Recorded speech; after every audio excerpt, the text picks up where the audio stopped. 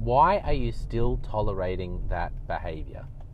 By the end of this video or podcast, you're going to have 2 tips to stop tolerating that behavior that's coming to your mind as I say this right now. Hey, I'm Jono White. Welcome to Leadership Question of the Day podcast.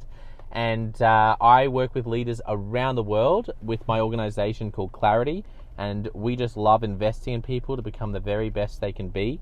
And so I just want to thank you for subscribing, following, liking, sharing. If you haven't done that, please do that now. Wherever you're watching or listening, tick those boxes to subscribe, follow, like, share. It helps us to invest in more leaders to become the very best they can be. So let's jump into it. Why are you still tolerating that behavior? So when I ask that question, what comes to mind for you as a leader? If I was sitting across from you and you said, Jono, hit me with a really tough question. One of the questions I might say is, okay, well, why are you tolerating that? Why are you still tolerating that behavior? And I don't know what that behavior is that you're still tolerating, but usually as leaders, there's some things that we crack down on sometimes too hard that actually aren't that important. And there's often really important behaviors that we're tolerating that have just been put in the too hard basket and we haven't done it. So what's that for you? And why are you still tolerating that behavior? I remember experiencing this myself when I was working with a leader over in the US who had someone who was a bit of a mentor for them.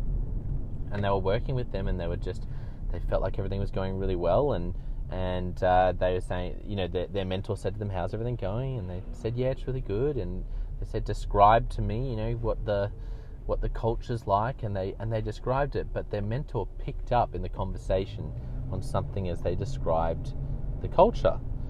And they said, that's interesting that you mentioned that culture around people, not everyone being really passionately bought in that particular team.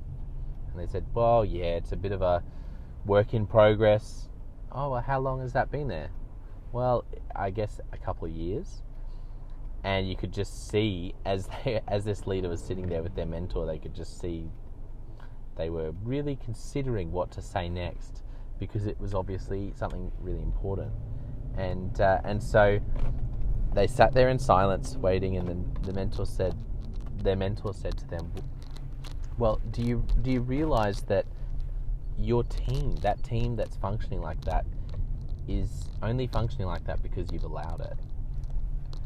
And this leader was sitting there, and this was a big epiphany for them. They had an aha moment, just going, oh, I had just figured that's how it was, and hopefully we'd shift it. But no, the mentor was saying, well, if that's how it is, there's no one else who's responsible for that.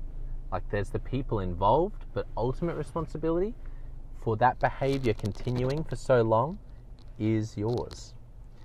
And that was a big turning point for that leader, where they realized they needed to stop tolerating a lack of buy-in from that team. They needed to stop tolerating a bit of a leaning out and actually stop walking past that behavior and do something about it, and have some hard conversations and do some work to get that team bought in, and just be really clear about it.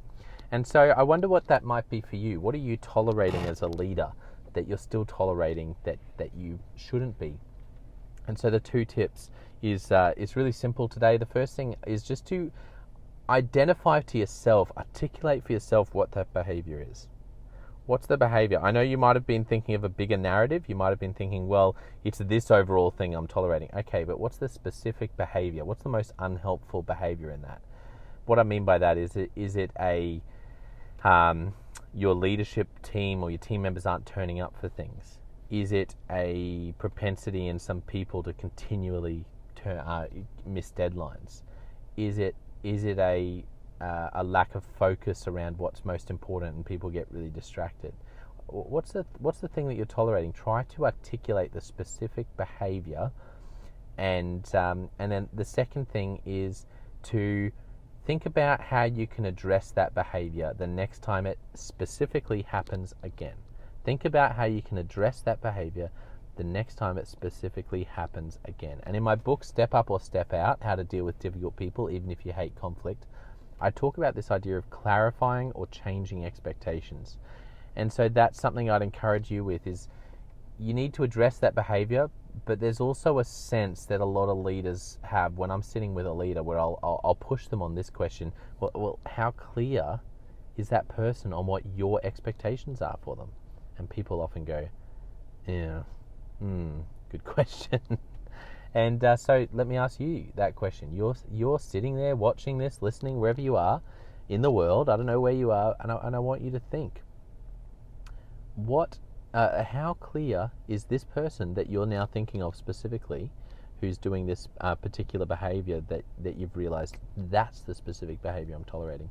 How clear are they on what your expectations are for them? How clear? Give it a rating out of 10. Are they a 2 out of 10? And you go, honestly, I've never actually told them. That's the expectation. Maybe they're a 2 out of 10.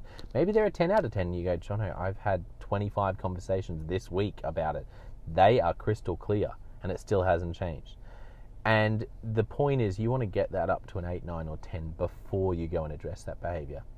And so I want you to think about that. If you're at a 2, then you probably need to go and clarify or change the expectation and do that with them. If you're at an 8, 9, or 10, then it's time to go and address that behavior. Stop tolerating it, because at the end of the day, as a leader, you're responsible. You are responsible. That's the beauty and the pain of leadership, is that you're responsible for that. So the good news is you can change that. The bad news is it takes work, and it means not tolerating what you've been tolerating to this point. If this has helped you to get clear on anything in your leadership, just comment with the word clarity. And I want to thank you again for subscribing, following, liking, sharing. And if you haven't done that, please do that now. Tick that box. It helps us to help more leaders become the very best they can be. Thank you for spending time with me, and I look forward to hanging out with you again soon. Cheers.